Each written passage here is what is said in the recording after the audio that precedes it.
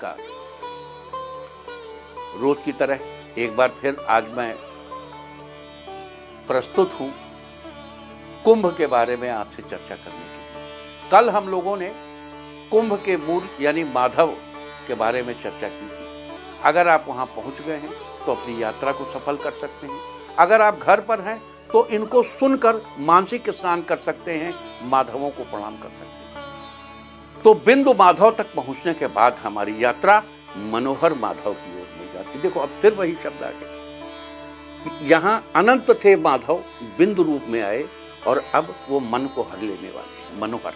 तो मनोहर माधव प्रयागराज में सूरज कुंड के पास स्थित है और इन्हें विष्णु के मनोहर रूप के रूप में प्रतिष्ठित माना जाता है। यह स्थल धार्मिक, जो व्यक्ति अनंत की कल्पना करता है, बिंदु की कल्पना करता है, अनंत की पूजा करता है, बिंदु की पूजा करता है, उसका जीवन मनोहर हो जाता है। और फिर मनोहर माधव के यहाँ पहुंच गए तो अब आप मनोहर हो जाएंगे। यह स्थल धार्मिक, पौराणिक और ऐतिहासिक दृष्टि से अत्यंत महत्वपूर्ण है। स्कंद पुराण के प्रयाग महात्म्य मनोहर माधव में मनोहर माधव का मनोहर वर्णन है। सूरज कुंडे स्थले शुभ्रे मनोहर माधव स्मृता दर्शनात् सर्व पापानि नश्यन्ति द्रुतमादरात्। अर्थात सूरज कुंड के पवित्र स्थल पर स्थित मनोहर माधव का स्मरण किया गया है। उनके दर्शन से श्रद्धालु के सभी पाप तत्काल नष्ट हो जाते हैं। वहीं विष्णु धर्मोत्तर पुराण में कहा गया है, मनोहरम माधवस्य रूपम सूर्य क्षेत्रे च मोक्षदम ध्रुवम पुण्य क्षेत्रे यत्र भक्तजनाः कुर्वन्ति पूजाम सकलैः फलैः। यानी मनोहर माधव का रूप अत्यंत सुंदर है। यह स्थल सूरज कुंड क्षेत्र में स्थित है और मोक्ष प्रदान करने वाला है। यहाँ भक्तजनों द्वारा की गई पूजा सभी इच्छाओं को पूर्ण करती है। मनोहर माधव का मंदिर सूर्य देवता का भगवान विष्णु के अद्वितीय और सुंदर रूप को दर्शाता है। यह स्थान धार्मिक क्रियाओं के लिए अत्यंत शुभ माना जाता है। कहा जाता है कि सूरज कुंड की स्थापना स्वयं सूर्यदेव ने की थी। इस कुंड का पवित्र जल रोगों और दोषों को दूर करने में सक्षम माना गया है। मनोहर माधव इसी क्षेत्र के संरक्षक देवता माने जाते हैं। मनोहर माधव भगवान विष्णु का वह रूप है जो भक्तों के मन को हरने वाले और शांति प्रदान करने वाले हैं। उनकी उपासना से मनोवांछित फल और मानसिक शांति प्राप्त होती है।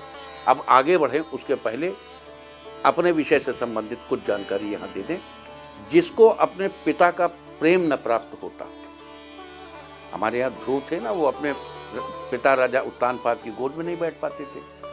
तो ऐसे भी हमारे यहाँ लोग होते हैं, पिता का स्नेह नहीं प्राप्त है तो इस स्थान पर जाकर अगर आप मनोहर माधव के दर्शन करें, या अगर आप वहाँ नहीं जा पा रहे हैं और अपने घर में बैठकर ही तीर्थराज प्रयाग का स्मरण करते हुए स्नान करने के बाद मनोहर माधव के नाम का स्मरण करेंगे तो पिता से आपके संबंध मधुर हो जाएंगे। नंबर 1।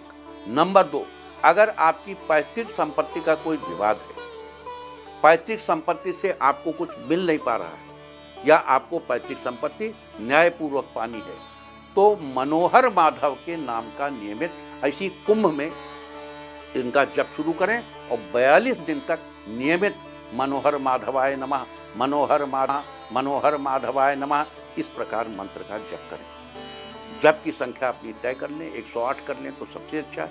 108 बार नित्य करें, आपको आपकी पैतृक संपत्ति अवश्य बड़ी सरलता से प्राप्त होगी। अब आगे चलते हैं। मनोहर माधव के मनोरम दर्शन के बाद चलते हैं प्रयाग त्रिवेणी से ईशान दिशा में शंकर आश्रम के पास स्थित माधव की ओर। आसी माधव मंदिर जो प्रयाग त्रिवेणी के ईशान दिशा में शंकर आश्रम के पास स्थित है, भगवान विष्णु शिष्ट रूप का प्रतीक है।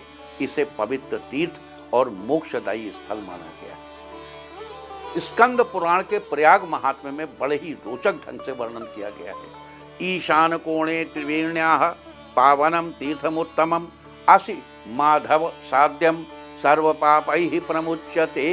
यानी त्रिवेणी संगम के ईशान कोण में स्थित आसी माधव का तीर्थ अत्यंत पवित्र और श्रेष्ठ है। यहाँ भगवान विष्णु की उपासना करने से सापों से मुक्ति प्राप्त होती है। पद्म पुराण में आसी माधव के बारे में वर्णन है। आसी कुंडे हरिः स्तौति यो नरः श्रद्धयान्वितः। आसिकुंडे हरिम स्तौति यह नरः श्रद्धान्वितः जीवन भवति विष्णु लोके महीयते। अर्थात जो भक्त आसिकुंड के पास भगवान हरि विष्णु की श्रद्धापूर्वक स्तुति करता है वो जीवन में ही मुक्त होकर विष्णु लोक में स्थान प्राप्त करता है। जीवन मुक्त साधक होने का यही पवित्र शुद्ध स्थान है। आसी माधव मंदिर त्रिवेणी संगम के ईशान कोण में स्थित है। इसे आसी कुंड तीर्थ के नाम से भी जाना जाता है।